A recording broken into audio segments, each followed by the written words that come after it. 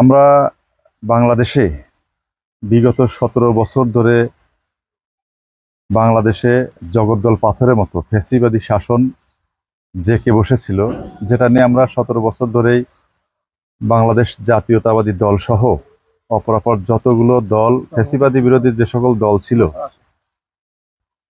বিএনপির নেতৃত্বে, দেশনেত্রী বেগম খালেদা জিয়ার নেতৃত্বে আমাদের দলের অ্যাক্টিং চেয়ারম্যান জনাব তারেক রহমানের দিক নির্দেশনায় আমরা যে আন্দোলনে ছিলাম, সেই আন্দোলনের ধারাবাহিকতায় জুলাই আগস্টে আমরা সফলতা পাই। সেই সফলতার ইতিহাস লিখতে গিয়ে আমাদের প্রায় 2000 ভাই শহীদ হয়েছেন। 2000-এর উপরে ভাই শহীদ হয়েছেন। হাজার হাজার ভাইয়েরা বোনেরা চোখ হারিয়েছেন, জীবনের মতো পঙ্গু হয়েছেন। ঠিক এরকমই এক ভাই জুলকারনাইন ভাইয়ের বাসায় আসছি। বিএনপির অ্যাক্টিং চেয়ারম্যান জনাব তারেক রহমানের দিক নির্দেশনায় আপনারা জানেন সামনে ঈদ। ঈদ উপলক্ষে আপনারা জেনে থাকবেন, জনাব তারেক রহমান শুধু এই জুলাই আগস্টে না, আমরা এই 17 বছরের হাসিনা বিরোধী আন্দোলন করতে গিয়ে বিএনপির আমাদের যে সকল ভাইয়েরা গুম হয়েছে, খুন হয়েছে, তাদের পরিবারের পাশে এভাবেই দাঁড়িয়েছেন। আমরা ওনার প্রতিনিধি হিসেবেই আজকে ওনার সেই ধারাবাহিক মানুষের পাশে দাঁড়ানোর যে আহ্বান, এই সমাজের মানুষের যারা ক্ষতিগ্রস্ত তাদের পাশে দাঁড়ানোর যে আহ্বান, সেই আহ্বানের ধারাবাহিকতাই ওনার দিক নির্দেশনাই আমরা আজকে শহীদ জুলকারনাইন ভাইয়ের এই জুলাই আগস্টে শহীদ জুলকারনাইনের ভাইয়ের বাসায় আসছি। এখানে তার বাবার সাথে দেখা করলাম। যতদূর আমাদের সামর্থ্য আছে, সামর্থ্য অনুযায়ী আমরা পাশে দাঁড়ালাম।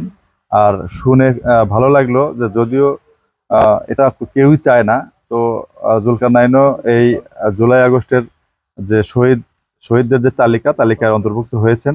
আর আপনারা এটা শুনেছেন নিশ্চয়ই, জনাব তারেক রহমান উনি বলেছেন যে বাংলাদেশের মানুষের সমর্থনে, এদেশের মানুষের ভোটের মাধ্যমে বিএনপি যদি রাষ্ট্রের দায়িত্বে আসেন, এই জুলাই আগস্টে যারা শহীদ হয়েছেন তাদের সকলকেই রাষ্ট্রীয়ভাবে ভরণ পোষণের দায়িত্ব গ্রহণ করা হবে। তো আর আজকে আমরা এখানে আসছিলাম ওনার ব্যক্তিগত যে প্রয়াস, মানুষের পাশে দাঁড়ানো, মানুষের সাথে থাকা, তারই ধারাবাহিকতা জুলকারনাইনের বাসায় এসে আমরা কিছু ঈদ সামগ্রী দিয়ে গেলাম। মাসুদ ভাই যে আমার বাড়িতে আসছে, এটা অবশ্যই আমার জন্য একটা খুশির কথা, আনন্দদায়ক। কারণ আজকে এই শহীদ পরিবার প্রত্যেকেই দেশের জন্য, দেশের জনগণের জন্য আত্মত্যাগ করে গেছে। তাদের পাশে আসছে খোঁজ খবর নেওয়ার জন্য।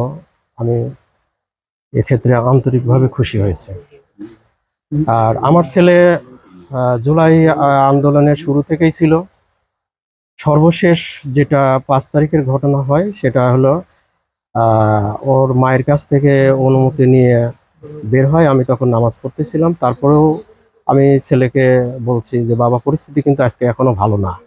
তারপরে ছেলের কথা যে বাবা, আবু সাইদ ভাই, মুগ্ধ ভাই এরা সহ আমার অন্যান্য আপুরাও শহীদ হয়েছে, আমি আজকে ঘরে থাকতে পারি না, অবশ্যই আমাকে যাইতে হবে। আমি সকলের কাছে আমি আবেদন করব, একজন শহীদ পিতা হিসাবে যেন আর কোনো রক্ত না ঝরায়, তার জন্য আমরা সকলেই ঐক্য থাকবো। আমাদের মধ্যে যেন ঐক্য বিনষ্ট না হয়, কোনো দলাদলি যেন না হয়, অমুক দল অমকে করে, তমক দল তমকে করে।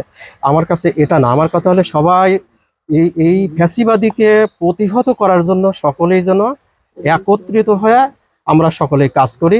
আজকে আমরা জুলাই আগস্টে যে সকল ছাত্র নেতারা ফ্যাসিবাদী আমলিগ সরকার হটাও আন্দোলনে যারা নিহত হয়েছেন, এটা আমাদের দলের ভারপ্রাপ্ত চেয়ারম্যান জনাব তারেক রহমানের নির্দেশনায় আমাদের বেড়াসাথিয়া 68-1 আসনের ধানের শীষের যিনি মনোনয়ন প্রত্যাশী, তারই সহযোগিতায় আজকে ঈদ সামগ্রী আমরা এই আরকামের বাড়ি থেকে এসেছি। আপনারা ইতিমধ্যে শুনলেন তার বাবার কথা।